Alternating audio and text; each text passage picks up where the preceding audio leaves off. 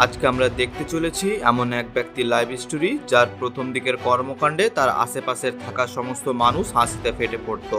এমনকি তার পরিবারের সবাই তাকে নিচু করে দেখতে শুরু করে। কিন্তু কি এমন ঘটলো যে সকল মানুষেরা তার কর্মকাণ্ড দেখে হাসিতে ফেটে পড়তো তারাই তার কাছে চাকরির জন্য এসে হুমড়ি খেয়ে পড়তে শুরু করে। এটা শুনতে অনেকটা সিনেমার গল্পের মতো হলেও বাস্তবে এমনটাই হয়েছিল তার সাথে। আর ওয়াসিম রহস্যের আজকের এই এপিসোডে আমরা দেখতে চলেছি ম্যালকম নামক এক ব্যক্তির এমনই এক লাইফ স্টোরি যা দেখলে আপনি বারবার ব্যর্থ হওয়ার পরেও সফলতা অর্জন করার জন্য নতুন করে অনুপ্রেরণা খুঁজে পাবেন। তো স্বাগতম আপনাকে অসীম রহস্যের আরো একটি নতুন এপিসোডে। ম্যালকমের লাইফ স্টোরি শুরু হয় 2012 সালে। সে এমন একটি পরিবারের সন্তান ছিল যে পরিবারের কেউ শিক্ষিত ছিল না। তার বাসায় কোনো রকম বিদ্যুতের উপস্থিতিও ছিল না। বুঝতেই পারছেন আফ্রিকার এমন একটি পরিবার কিভাবে জীবনযাপন করতে পারে। তবে আফ্রিকার মানুষ সামান্য কিছু দিয়েই জীবনযাপন করতে পারে। ম্যালকমের বসবাস ছিল আফ্রিকার একটি ছোট্ট গ্রামে। তার বিশাল পরিবারের সবার পেট ভরে খাওয়াটাই ছিল তার কাছে সন্তুষ্টি। ম্যালকম এবং তার পরিবারের এমন জীবনযাপন ততদিন পর্যন্ত চলছিল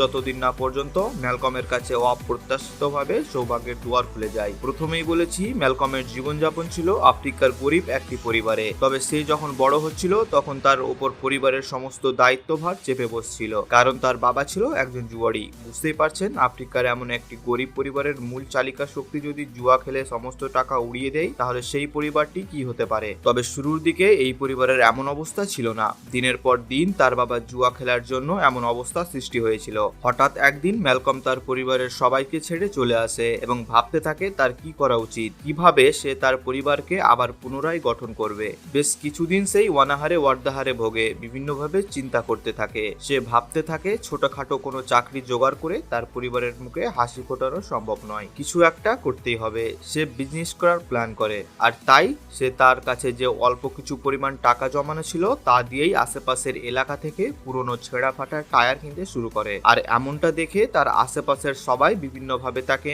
নিয়ে হাসি তামাশা করতে শুরু করে। সবাই ভাবতে শুরু করে ম্যালকম এগুলো কি করছে আর কেনই বা করছে। এমনকি তার পরিবারের সদস্যরা তাকে ভুল বুঝতে শুরু করে। তবে এত কিছুর পরেও ম্যালকম তার লক্ষ্য থেকে সরে না এসে নব উদ্যমে তার কাজ চালিয়ে নিয়ে যেতে থাকে। সে তার ছেঁড়া ফাটা সেই সমস্ত তার কেটে কেটে রাবার সিলেট বানানো শুরু করে, যা দিয়ে সে পুনরায় জুতো বানানোর পরিকল্পনা করে। সে তার কাজে এতটাই আত্মবিশ্বাসী ছিল যে সে কোনো লোকের কথাই কান না দিয়ে দিনরাত পরিশ্রম করে যেতে থাকে। এভাবে দীর্ঘদিন কেটে যায়। প্রথম দিকে তার কাছে কোনো রকম মেশিন ছিল না, তাই সে কেবলমাত্র হাত দিয়েই কাজ করছিল। সে তার হাত দিয়েই এইসব টায়ার কেটে ব্র্যান্ডিং করে জুতো বানিয়ে চলেছিল। তবে এই জুতো আপনার কল্পনার চাইতেও অনেক মজবুত ছিল, কারণ আফ্রিকার পথ ঘাটে চলার জন্য মজবুত জুতারই প্রয়োজন হয়। ম্যালকম যখন তার প্রথম চালানের সমস্ত জুতো তৈরি করে আঠা লাগিয়ে লোকাল বাজারে বিক্রি করতে নিয়ে যায় তখন সে চমকে ওঠে, কারণ তার এই অল্প মূল্যের মজবুত জুতা সবার কেনার জন্য আগ্রহ প্রকাশ করতে শুরু করে। সেখানকার লোকাল মানুষজন তার জুতার খুবই প্রশংসা করতে থাকে এবং একে অপরকে উৎসাহ দিতে থাকে তার জুতো কেনার জন্য, যে কারণে প্রথম চালানে বেশ কিছু টাকা উপার্জন করে ফেলে। একবার কল্পনা করে দেখুন এমন একটি সিচুয়েশনে ম্যালকমের প্রথম চালানের সমস্ত জুতো বিক্রি হয়ে গিয়েছিল। সে ভাবতেও পারেনি যে তার সব জুতো মানুষের কাছে এত পছন্দ হবে। প্রথম চালানের সমস্ত জুতা বিক্রি হওয়ার পরে ম্যালকম যতটা খুশি হয়েছিল তার চেয়েও অনেক বেশি আত্মবিশ্বাসী হয়ে নতুন উদ্যমে কাজ শুরু পরিকল্পনা করতে থাকে। সে তার কাজে মনোযোগী হওয়ার অনুপ্রেরণা পেয়ে যায়। সে তার প্রথম চালানের সমস্ত মূলধন এবং লাভ্যাংশের টাকা দিয়ে পুনরায় আবার নতুন টায়ার সংগ্রহ করতে থাকে এবং তারপর সে তার কাজের ধরনটা কিছুটা পরিবর্তন করতে থাকে। আসলে ম্যালকমের জুতো অনেক বেশি মজবুত ছিল এবং অল্প মূল্যের কারণে খুবই দ্রুত জনপ্রিয় হয়ে ওঠে। তাছাড়া আফ্রিকাতে জুতোর বড় বড় ফ্যাক্টরি করার মতো মানুষের খুবই অভাব। এর ফলে ম্যালকমের এই প্রোডাক্ট মার্কেটে আসার সঙ্গে সঙ্গেই পপুলার হয়ে যায়। এমনকি মানুষ ম্যালকমের কাছে আসতে থাকে কাস্টম ভাবে জুতো বানিয়ে নেওয়ার জন্য। ম্যালকম তার বিক্রি বাড়ানোর জন্য তার জুতো আরো বেশি আরামদায়ক ভাবে তৈরি করার জন্য জুতো তৈরিতে ভিন্নতা নিয়ে আসে। এর ফলে তার বিক্রি আরো বেড়ে যায়। ম্যালকমের প্রথম দিকের জুতোগুলো আমাদের দেশের মানুষের কাছে দেখতে ভালো না লাগলেও আফ্রিকার মানুষের কাছে সেগুলো ছিল যথেষ্ট সুন্দর। সেই সঙ্গে সেই সকল মজবুত জুতা আফ্রিকার রাস্তাঘাটে চলার জন্য দারুণ উপযোগী হয়েছিল। আর ম্যালকমের তৈরি জুতোগুলো দীর্ঘদিন পর্যন্ত টিকসই। আর এই খবর আশেপাশে ছড়িয়ে যায়, তাই দূর দূরান্ত থেকে মানুষ তার কাছে জুতো তৈরির জন্য ছুটে আসতে শুরু করে। বেশ কিছু মাস এভাবেই চলছিল।